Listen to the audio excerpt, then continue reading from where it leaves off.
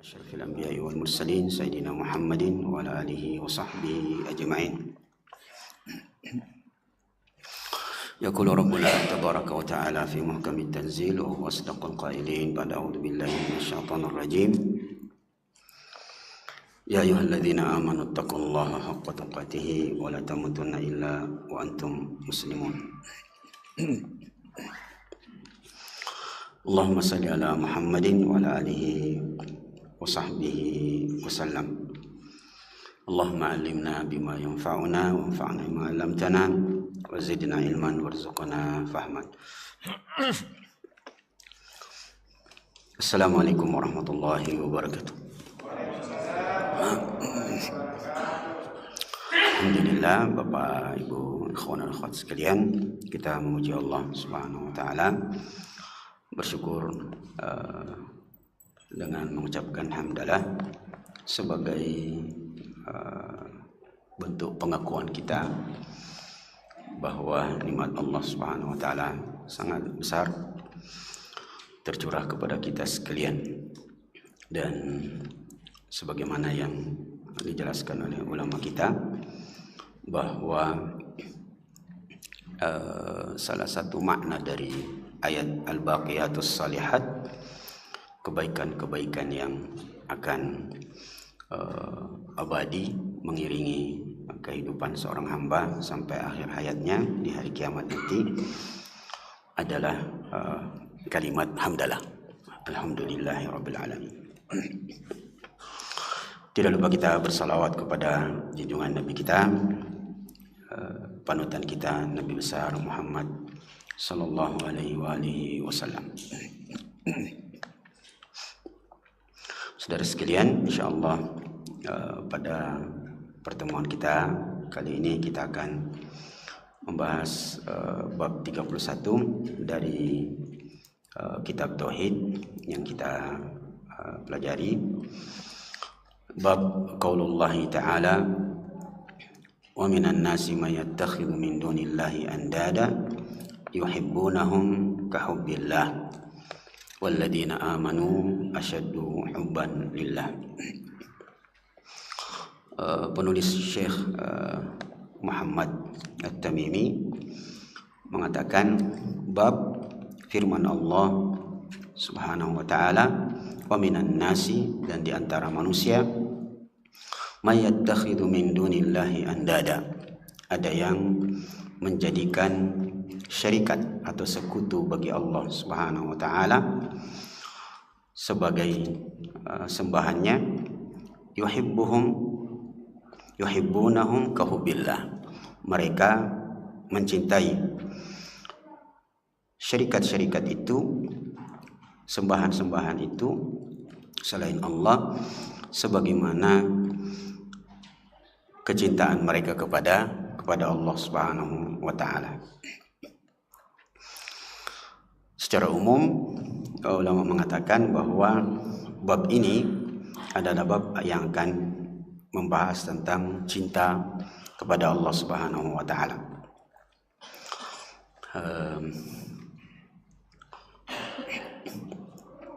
Sebelum kita lanjut penjelasan tentang ayat ini,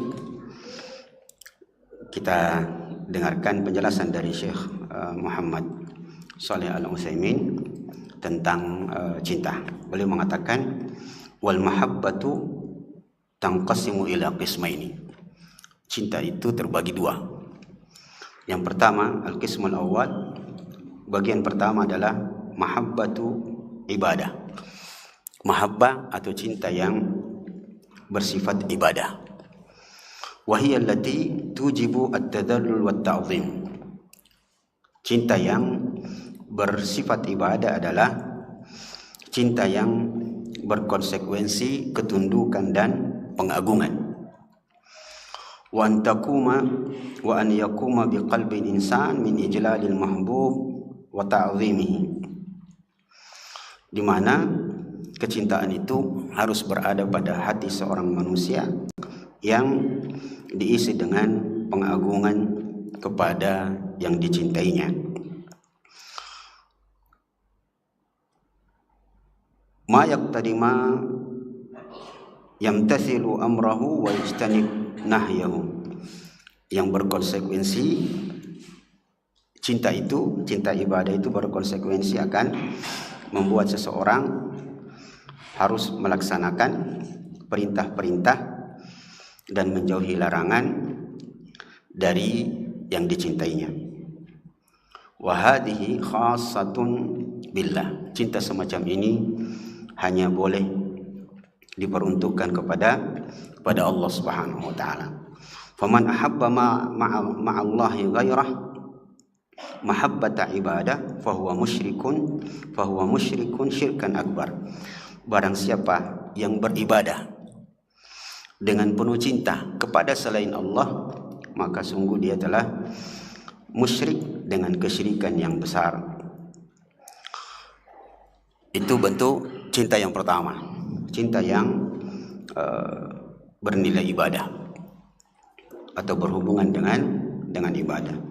Yang kedua, cinta, bagian kedua dari cinta adalah mahabbatun laisat biibadatin fi dzatiha. Cinta yang secara zatnya bukan untuk ibadah. Dan ini beberapa macam. Yang pertama, al-mahabbatu lillah wa fillah. Cinta karena Allah dan cinta berdasarkan kecintaan kepada Allah. Wa dzalika bi an yakuna al-jalib laha mahabbatullah. Kecintaan itu kepada selain Allah itu digiring oleh kecintaan kepada Allah. Kaunu syai' mahbuban lillahi ta'ala min ashkhas. Misalnya kita mencintai beberapa sosok pribadi yang kecintaan kita itu karena Allah. Misalnya mencintai para nabi, para rasul, mencintai orang-orang yang jujur, mencintai para syuhada dan orang-orang soleh. Itu mencinta kepada selain Allah, tapi dia bukan bentuk ibadah, maka itu dibolehkan. Atau mencintai sebuah amalan, sebuah pekerjaan seperti salat, zakat. Jadi perbuatan-perbuatan ini kita mencintainya karena Allah. Wa amalul khair, mencintai perbuatan-perbuatan yang baik.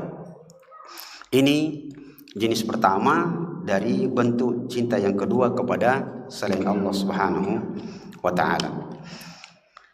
Jenis kedua, cinta kepada selain Allah adalah cinta yang isinya isfaq wa rahmah, rasa kasih sayang. Seperti cinta kepada anak-anak, cinta kepada orang kecil, orang lemah, dan cinta kepada orang-orang yang sakit. Itu isinya adalah rasa kasih sayang. Maka ini dibolehkan. Yang ketiga, mahabbatu al-ijlal, mahabbatu ijlal wa ta'zim la ibadah. Ada bentuk cinta yang bentuknya ijlal, bentuk pengagungan dan penghormatan, ya, tetapi bukan untuk ibadah. Ini dibolehkan. Seperti kamahabbatil insan liwalidi, seperti cinta seorang anak kepada orang tuanya. Itu bentuk cinta yang isinya pengagungan. Wal kabir min ahli khair, wali muallimihi wali kabirin min ahli khair. Mencintai gurunya, syekhnya, maka itu dibolehkan karena dia bukan bentuk ibadah. Ini supaya kita bisa menempatkan dan mengetahui jenis-jenis cinta. An-nawr rabi', yang keempat, ya, ada cinta namanya dia bukan cinta kepada Allah, dia bukan bentuk ibadah, dan dia jenisnya mahabbatu tabi'iyah, cinta yang tabi'i. Seperti ya, cinta kepada makanan, dan ternyata ada orang suka makanan, ya, jenis saya suka ini, saya cinta ini, makanan ini dan itu, ya, cinta jenis minuman, ya, cinta bentuk kepada bentuk pakaian, ya, Ada orang cinta sama kendaraan dan segala macam.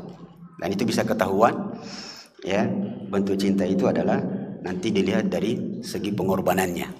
Ya. Kemudian Syekh, saya masih lanjutkan dulu penjelasan beliau. Wa asyrafu hadhil anwa an-naw'ul awal. Dan bentuk cinta yang paling mulia adalah bentuk cinta kepada Allah Subhanahu wa taala. Alhasil, saudara sekalian, ada cinta kepada Allah, dan itu sesuatu yang wajib dan isinya harus diisi dengan bentuk pengagungan. Yang kedua adalah bentuk cinta kepada selain Allah, ya. Dan 4 tadi kita sebutkan semuanya dibolehkan. Yang masalah adalah kecintaan kepada selain Allah yang akan mendatangkan ibadah, bentuk ibadah. Nah, jadi 4 tadi dibolehkan, tapi nanti bisa berbahaya. Makanya Syekh di sini menempatkan ayat pertama surah Al-Baqarah ayat 156. Kita dengarkan kembali. A'udzubillahi minasyaitonirrajim. Wa minan nasi may yattakhidhu min dunillahi andada yuhibbunahum kahubbillah walladzina amanu asyaddu hubbalillah. Di antara manusia, kata Allah, ada manusia yang mencintai Allah, tapi dia juga mencintai selain Allah, yang mana yang selain Allah itu adalah memang sengaja dibuat sebagai tandingan untuk Allah Subhanahu wa taala, yaitu bentuk sembahan, patung-patung dan segala macamnya. Mereka mencintai patung-patung itu, sembahan-sembahan itu, sebagaimana cintanya kepada Allah. Kalau kita ikuti riwayat yang disebutkan ahli tafsir, maka riwayatnya akan menjelaskan kepada kita bahwa maksud ayat ini, orang-orang musyrik itu mencintai sembahan-sembahannya, bentuk cintanya sebagaimana cintanya orang-orang beriman kepada Allah. Dan Allah sambung, dan cintanya orang-orang beriman kepada Allah itu lebih besar dibandingkan cintanya orang-orang musyrik kepada sembahan-sembahan mereka. Itu riwayatnya. Tetapi Syekh Muhammad bin Shalih Al-Utsaimin mengatakan, kalau kita perhatikan teks ayatnya, maka dia akan bersifat umum. Artinya apa? Bahwa di antara manusia ada nanti hamba-hamba Allah di muka bumi ini itu punya syarikat, tandingan-tandingan yang sengaja dibuat, yang dia mencintai berhala-berhala itu sebagaimana dia juga mencintai Allah Subhanahu wa taala. Istilahnya cintanya dibagi 2, setengah untuk berhala dan setengahnya lagi untuk Allah Subhanahu wa taala. Di ujung ayatnya coba bisa kita bayangkan, cintanya dibagi 2 tidak menyebabkan mereka masuk dalam golongan orang-orang yang beriman. Ini memberikan pelajaran penting bahwa bayangkanlah, cinta dibagi 2 saja, 50 untuk Allah dan 50 untuk selain Allah. Allah tidak memasukkannya dalam golongan orang-orang beriman, bahkan dicap sebagai orang-orang kafir. Maka bagaimana lagi dengan orang yang mencintai selain Allah yang bukan untuk ibadah, itu sepenuh hatinya, sepenuh hatinya, ya. Saudara sekalian, kalau kita tadi ingat penjelasan Syekh Al-Utsaimin, bentuk kedua mahabbah selain Allah, yang pertama yang cinta kepada orang, seperti cinta seorang anak kepada bapaknya, begitu sebaliknya cinta kepada makanan dan seterusnya, itu kelihatannya biasa-biasa saja, tetapi 2 ini itu sangat berbahaya jika dia berlebihan. Ketika seseorang mencintai orang lain dan cintanya berlebihan, itu bisa jatuh kepada bentuk peribadatan. Itulah sebabnya, kalau kita belok sedikit, kenapa Syekh di sini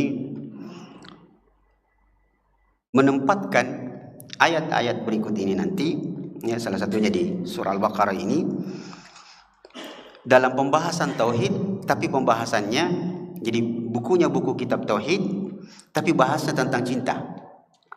Sebabnya adalah yang pertama, bahwa tauhid adalah akar sebuah penghambaan.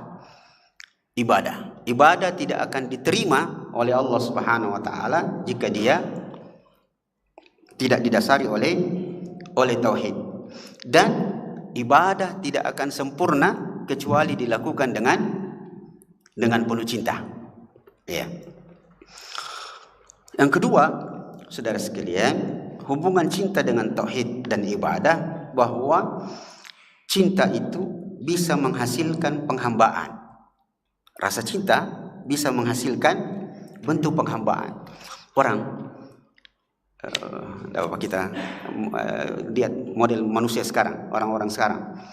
Kalau ada laki-laki cintanya terlalu besar kepada seorang wanita, dia bisa menghamba, atau sebaliknya. Iya, dia bisa menghamba. Betul kira-kira itu, Pak. Cinta itu bisa menghasilkan penghambaan. Itulah kenapa dibahaslah bentuk mahabbah ini dalam kitab tauhid. Cinta bisa menghasilkan penghambaan.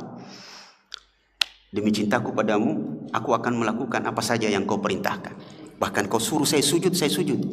Jadi masih mendeng itu kata-katanya anak muda. Ya, demi cintaku padamu, apa itu? Lautan luas kan ku seberangi, gunung tinggi pun kan ku daki, lautan api pun kan apa itu seterusnya, ya. Itu dia. Dan kata-kata itu, Pak, sedikit lucu memang. Demi cintaku padamu, tapi nanti intinya tentang penghambaan. Demi cintaku padamu, apapun akan aku lakukan. Demi cintaku, lautan luas pun kan ku seberangi, gunung tinggi pun kan ku daki, bahkan lautan api pun kan akan ku terobos. Hei, padahal baru gerimis tidak pergi di masjid. Coba, itu kan masalah cinta itu. Dia bisa mendatangkan penghambaan. Hebat nah. Gunung tinggi daki, bahkan gunung Semeru, gunung apa daki. Baru gerimis sedikit tidak pergi di masjid. Coba orang bisa menghamba. Iya. Bahkan kalau cinta dialihkan ke tempat lain, orang yang terlalu cinta kepada dunia secara umum, itu dia bisa menghamba kepada pemilik dunia. Iya. Ada orang, ya, istilahnya masih mending kalau jadi penjilat, tapi dia ada yang menghamba memang kepada pemilik kekuasaan, pemilik uang. Ya, makanya orang sekarang katanya bilang, kita maaf Pak, ini candaan saja, saya cuma mengutip juga. Dia bilang, memang bahaya uang, memang uang sudah bisa membeli segalanya, tinggal nyawa yang dia tidak bisa beli untuk dikasih masuk, tapi untuk melepas nyawa bisa dibeli. Hebatnya itu uang. Makanya katanya Pancasila sila 1 sudah berubah, bukan lagi ketuhanan yang Maha Esa, keuangan yang Maha Kuasa. Itu kan bisa orang bisa menghamba keuangan yang Maha Kuasa, Pak. Semua bisa dibeli. Dan orang-orang yang gila cinta kepada uang, dia bisa menghamba kepada uang. Itulah sebabnya sebentar kita akan lihat ayat-ayat berikutnya, satu ayat lagi, dan nanti beberapa hadis yang luar biasa. Berikutnya masalah cinta dengan ibadah. Kalau tadi cinta bisa menghasilkan penghambaan, sebaliknya penghambaan hanya akan sempurna jika dilakukan dengan kecintaan. Orang hanya akan bisa melakukan pekerjaannya dengan baik kalau dia melakukannya dengan cinta. Ya, makanya sering kita dengar, kalau kau mau sukses, lakukan pekerjaanmu dengan cinta. Dan anggap pekerjaan sebuah kebutuhan. Hal-hal yang bersifat ibadah lakukan dengan penuh cinta dan usahakan dia sebagai sebuah kebutuhan. Izinkan saya belok lagi sedikit, Pak. Kalau banyak orang ditanya, kenapa tidak umroh? Kenapa tidak melaksanakan umroh? ya, apalagi haji. Dia bilang uang belum cukup. Jawaban yang paling sering adalah masih banyak kebutuhan yang lain. Maka bisa dikasih solusi. Kalau dia bilang ketika ditanya, kenapa Anda tidak umroh juga? Ya, padahal uangnya sudah banyak. Dia bilang masih banyak kebutuhan yang lain. Solusinya adalah jadikan umroh itu sebagai sebuah kebutuhan dan lakukan dia dengan penuh cinta. Begitulah ibadah-ibadah yang lain. Salat lakukan dengan cinta dan tumbuhkan rasa bahwa saya salat bukan karena sebuah kewajiban, tetapi dia sebuah kebutuhan. Kita yang butuh kepada Allah dan kita mencintainya ketika kita melaksanakannya. Maka wa minan nasi may yattakhidhu min dunillahi andada yuhibbunahum ka hubbillah walladzina amanu asyaddu hubban lillah. Dan orang-orang beriman. Kalimat ini kata para ulama, salah satunya dalam kitab Taisirul Azizil Hamid, beliau mengatakan bahwa walladzina amanu asyaddu hubban lillah. Perhatikanlah baik-baik kalimat walladzina amanu asyaddu hubban lillah, bahwa ciri-ciri orang yang beriman, kecintaannya kepada Allah itu sangat besar dibandingkan dengan yang lainnya, ya. Untuk itu ini subhanallah, kalau Bapak ikhwan dan akhwat sekalian perhatikan Syekh ketika menempatkan bab-bab, menulis bab untuk mengaturnya dengan baik, lalu ayat-ayat dan hadis-hadis yang ditempatkan sangat cerdas. Kita lihat ayat kedua. Ayat kedua yang disebutkan oleh beliau adalah surah At-Taubah ayat 24. Kita aja sama-sama ya. Ayat berapa? Ayat 24. Kita dengarkan. Allah Subhanahu wa taala berfirman, "Qul in kana aba'ukum wa abna'ukum wa ikhwanukum wa azwajukum wa ashiratukum wa amwalun iktaraftumuha wa tijaratun takhshawna kasadaha wa masakinu tardawnaha ahabba ilaikum minallahi wa rasulihi wa jihadin fi sabili fatarabbasu hatta ya'tiyallahu bi amri." Coba kita pelan-pelan bacanya, Pak. Saudara sekalian, Allah berfirman, katakanlah wahai Muhammad kepada mereka, pada umatmu, kepada kaummu, in kana aba'ukum, jika saja orang tua kalian, bapak-bapak kalian, nenek moyang kalian, wa abna'ukum, anak-anak kalian, wa ikhwanukum, saudara-saudara kalian, wa azwajukum, istri-istri kalian, wa ashiratukum, keluarga kalian, wa amwal, harta-harta kalian. 6. Wa tijaratun takhshawna kasadaha, perdagangan yang kalian khawatirkan kerugiannya. Wa masakin tardawnaha, tempat-tempat tinggal yang kalian ridho dengannya. Ahabba ilaikum minallahi wa rasulih, lebih kalian cintai daripada Allah dan Rasulnya, juga daripada jihad fi sabilillah, maka tunggulah, fatarabbasu, tunggulah, tayang-tayang, tunggu bagianmu. Bapak Ibu jemaah sekalian, tentang ayat ini dengan cinta, izinkan saya belok sedikit dalam masalah dakwah. 8 poin ini. Yang pertama, bapak, anak-anak, saudara, istri, keluarga, harta, perdagangan, dan tempat tinggal. 8 ini selalu menjadi alasan, dijadikan alasan orang untuk menghindar dari sebuah kerja-kerja dakwah, atau paling minimal ikut taklim atau ikut tarbiyah. Coba kita dengar. Dan ini kenyataan di lapangan. Kenapa tidak ikut tarbiyah tadi malam? Coba kita dengar jawaban yang banyak sering disebut orang. Kenapa anda ikut taklim? Kenapa? Semuanya bisa disebut sebagai alasan untuk pembenaran, di mana kita bisa menghindar dari kerja dakwah. Coba, kenapa anda ikut kerja bakti?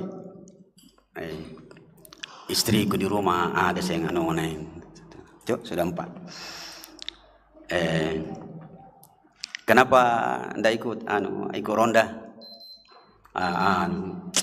Keluarga lah banyak datang dari kampung ini tamu pertama, jadi tidak sempat. Sudah Pak disebut semua. Kata lagi, wa amwal. Kenapa tidak ikut musyawarah kemarin? Uang sedikit, tidak cukup transportasi. Ya Pak ya? Kalau aktivis dakwah pasti mengerti betul. Kenapa malas-malas ikut pergi kajian, pergi ta'lim minimal atau ikut tarbiyah apalagi. Banyak rugiku kemarin menjual karena ditipu orang. Ya. Kenapa lama-lama kita pernah kuliah lagi. Rumahku ada di renov sedikit. Pas Pak, 8 ini ya biasa dijadikan alasan orang untuk menghindari ya interaksi sesama manusia yang bisa mendatangkan kebaikan. Dia bisa jadi alasan. Kata Allah, kembali kepada masalah kecintaan, katakan wahai Muhammad, kalau semua yang 8 itu ya lebih kalian cintai daripada Allah Subhanahu wa taala, fatarabbasu. Tunggu. Ayo. Ada pergi. Rumahku direnov kiblah. Tadi Nabi bilang kurang penghasilan atau jualan itu. Tunggu mi. Berarti balik-balik bos. Itu. Kenapa datang? Keluarga ya banyak keluarga, macam-macam lah. Dan ini saudara sekalian ya berhubungan dengan cinta. Allah sebenarnya secara umum meminta kita untuk cinta kita tidak dibagi-bagi, khusus untuk Allah Subhanahu wa taala yang hubungannya dengan ibadah. Saya agak cepat-cepat saja nih. Kita loncat saudara sekalian. Kita baca hadis berikutnya.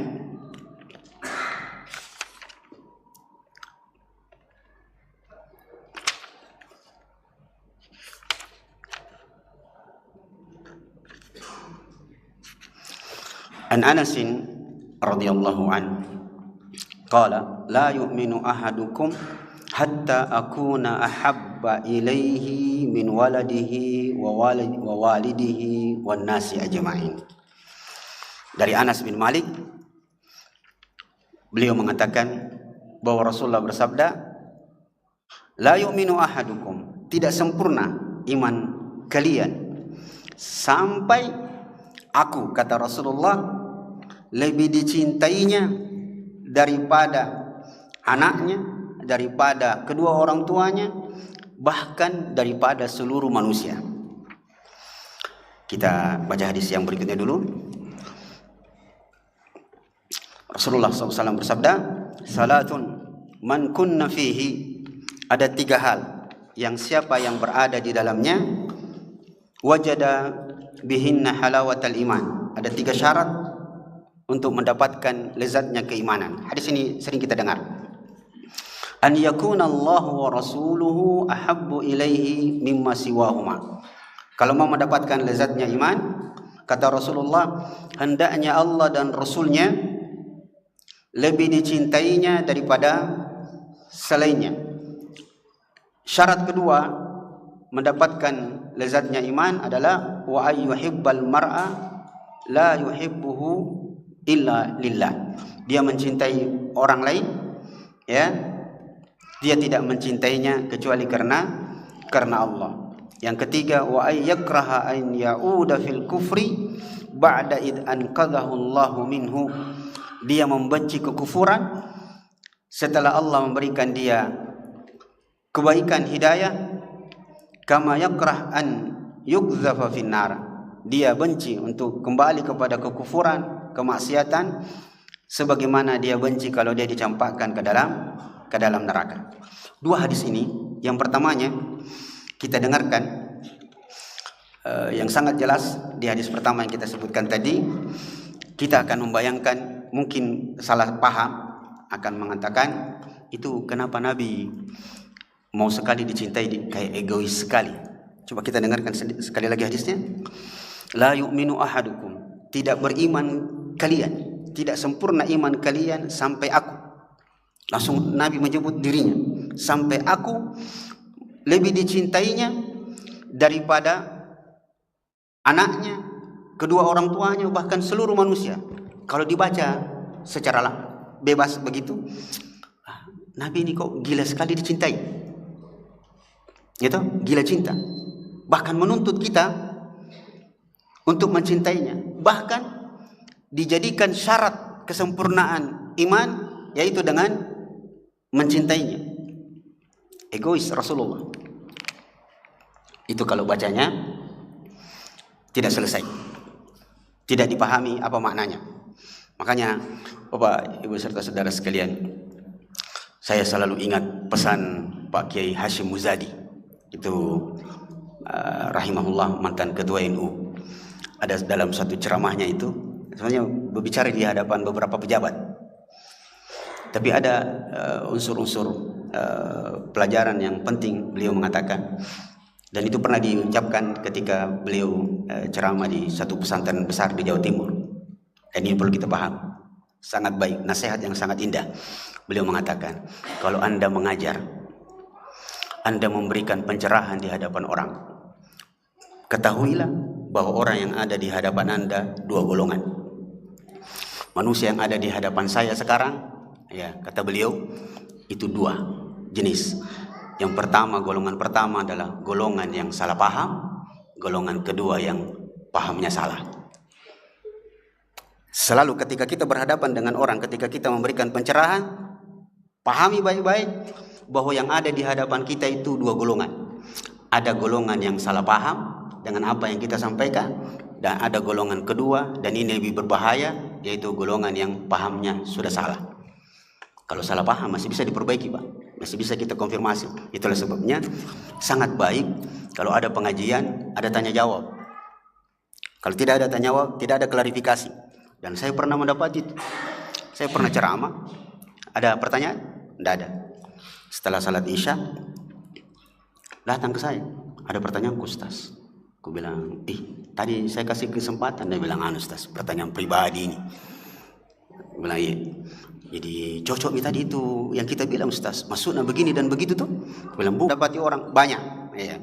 Salah satunya, Pak, ada jenis orang itu ditegur cara sholatnya. Karena beliau itu kalau sholat salah paham dengan fikih sholat, bahwa meletakkan tangan di atas dada. Dia menyangka di atas dada, masuknya di atasnya dada. Jadi kalau dia takbir Allahu Akbar, dia begini.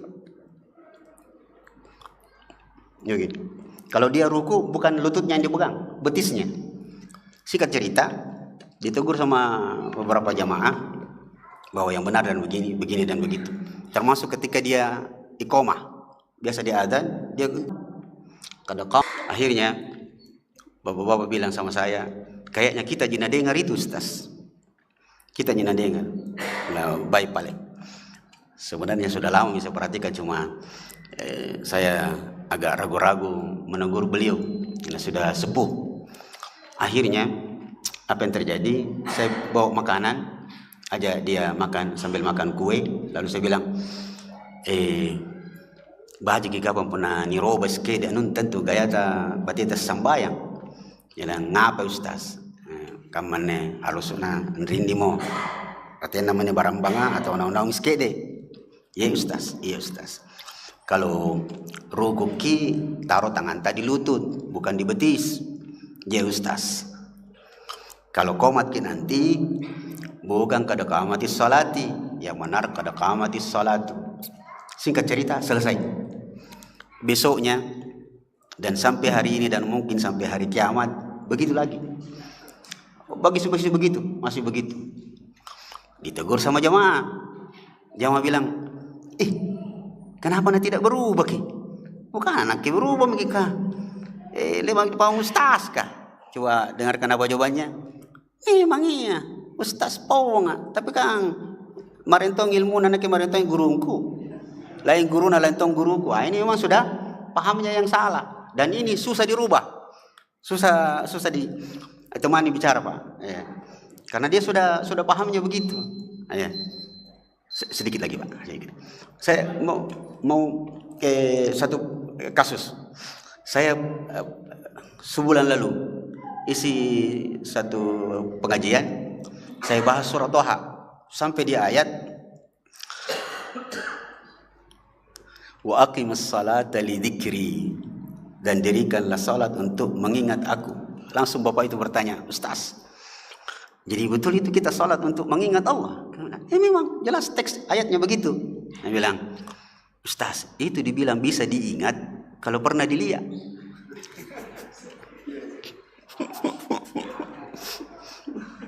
Jadi bagaimana ini sebenarnya Ustaz? Bagaimana caranya kita mengingat Allah sebenarnya? Itu salat salah satu caranya. Berzikir juga. Nah bilang tidak bisa Ustaz, tidak bisa. Itu bisa diingat Allah kalau pernah dilihat. Saya waktu itu langsung, alhamdulillah langsung berputar otak saya bilang, bapak punya bapak? Punya kakek? Punya buyut? Punya. Percaya? Kalau pernah punya buyut, dalam percaya. Pernah lihat? Anda pernah. Bagaimana caranya kita tahu? Dia bilang, dikasih tahu Kak. Bilang, ada kakekku namanya ini. Biasa kita ingat itu buyut tak? Dia bilang, biasa aja. Pernah lihat? Enggak. Tapi bilang, tidak mantau Ustaz. Itu susah. Jadi itulah pentingnya Pak Ustaz. Ada jeda untuk tanya jawab supaya juga Ustaz tidak terlalu capek ceramah. Baik. Sudah habis waktu? 3 menit. Sekali lagi, kadang-kadang kita itu kalau memperhatikan teks hadis tadi, tidak sempurna iman kalian sampai kalian mencintai aku lebih dari segala-galanya. Sekarang kita buktikan apa maksudnya, dan ini dibuktikan langsung oleh Umar bin Khattab radhiyallahu anhu. Suatu saat dalam catatan sejarah, suatu saat Umar bin Khattab radhiyallahu anhu mendatangi Rasulullah sallallahu alaihi wasallam membawa anaknya Abdullah. Umar duduk di hadapan Rasulullah, lalu dia bilang, "Ya Rasulullah, innaka la ahabbu ilayya min kulli syai'." Wahai Rasulullah, kamu adalah manusia yang paling aku cintai melebihi segala sesuatunya.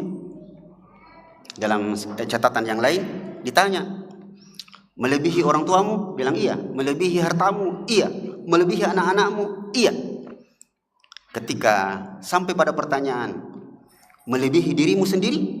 Engkau mencintaiku, kata Rasulullah kepada Umar. Engkau mencintaiku wahai Umar melebihi dari dirimu sendiri, cintamu kepada dirimu sendiri? Dalam catatan itu Umar mengatakan, la illa nafsi. Saya mencintaimu, kau adalah orang yang paling saya cintai di muka bumi ini, melebihi segala sesuatunya kecuali cintaku kepada diriku sendiri. Maka Rasulullah mengatakan, la ya Umar, kalau begitu cintamu tidak sempurna. Umar pergi membawa anaknya. Baru setengah perjalanan balik lagi. Beliau balik lagi, bawa anaknya itu menghadap Rasulullah dengan wajah yang ceria. Dia bilang, al-an, na'am ya Rasulullah, saya mencintaimu melebihi segala sesuatunya, bahkan aku mencintaimu melebihi cintaku kepada diriku sendiri. Rasulullah mengatakan, al-an ya Umar, ya sudah saatnya. Itu adalah cinta yang sempurna wahai Umar, cinta yang sempurna. Dengan sangat gembira Umar pulang. Di tengah jalan anaknya Abdullah mengatakan, ya abata, wahai bapak, kaifa tuhibbu rajulan ahabbu min nafsik? Bagaimana mungkin wahai bapak engkau mencintai orang melebihi daripada cintamu kepada dirimu sendiri? Dia bilang, apa jawaban Umar? Justru ketika saya mencintai Rasulullah, melebihi cintaku kepada diriku sendiri, justru itu yang menunjukkan bahwa aku lebih mencintai diriku sendiri. Bingung anaknya, maksudnya apa? Kata Umar bin Khattab, ya bunayya, wahai anakku, la yanju ahadun fil akhirah minan nar illa bisyafaatihi. Nanti di akhirat, wahai anakku, tidak seorang pun akan selamat dari siksa neraka kecuali berdasarkan syafaat. Dan syafaat beliau tidak akan didapatkan kecuali karena cinta. Itulah jawaban yang menjelaskan kepada kita bahwa Nabi sebenarnya tidak egois. Justru Nabi menyuruh kita untuk supaya kita semua selamat. Begitulah Allah Subhanahu wa taala menyuruh kita untuk mencintainya melebihi segala sesuatu supaya Allah ridho kepada kita, gampang kita masuk surga. Itu Nabi ordal yang paling bagus. Jadi ordal itu tidak bisa dihilangkan, Pak. Tidak bisa. Mau masuk surga, Pak? Ustaz, mau masuk surga? Ada ordal tak? Ada dekin tak? Harus ada dekin. Masuk surga juga harus ada dekin, Pak. Dekin kita yang paling bagus adalah Rasulullah sallallahu alaihi wasallam, dan syarat mendapatkan backingan dari Rasulullah adalah mencintainya. Inilah ya, Bapak jemaah sekalian, mudah-mudahan bermanfaat.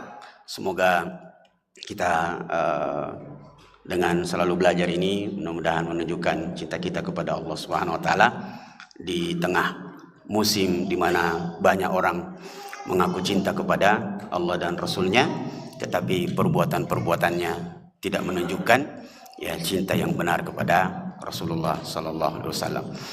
Sallallahu alaihi Muhammadin wa ala alihi wasallam. Assalamualaikum warahmatullahi wabarakatuh.